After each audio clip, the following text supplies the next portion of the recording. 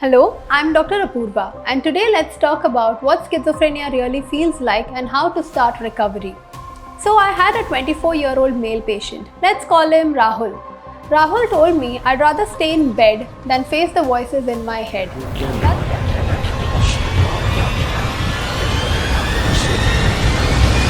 That's not laziness or stress, that's schizophrenia, and it can feel like your own brain is betraying you.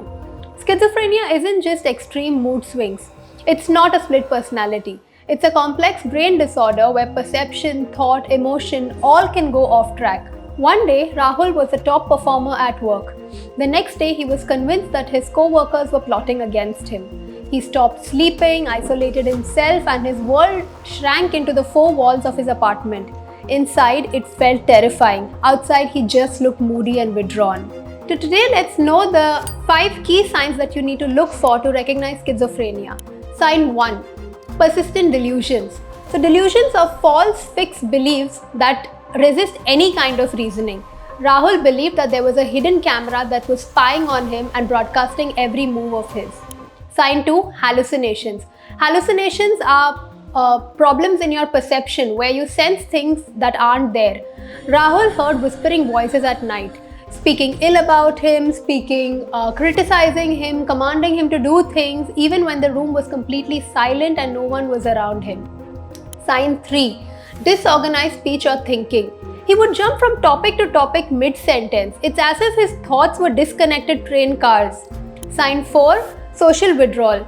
He stopped returning calls, he skipped family dinners, he did not meet his friends, he completely vanished from his friend circle, his work circle because every interaction felt dangerous to him. He was extremely paranoid. Sign 5. Cognitive difficulties. Simple tasks overwhelmed him. He forgot appointments, he misread emails, he couldn't concentrate on anything for more than a couple of minutes. So Rahul was started on antipsychotic medications to stabilize his thoughts. He joined a peer support group where he realized he wasn't alone, and he was also told to attend weekly therapy sessions to challenge the delusional thoughts that he harbored. Within a couple of months, the voices grew quieter, his confidence returned, and he went back to living the way he did prior to the onset of the illness. So if you or someone you love shows even one of these signs, don't wait. Visit a psychiatrist, get yourself evaluated. Early intervention changes everything. Drop a question below if you're worried. Share this video to spread awareness about this illness, and remember, schizophrenia is treatable, recovery is possible, and help is just a step away. Thank you.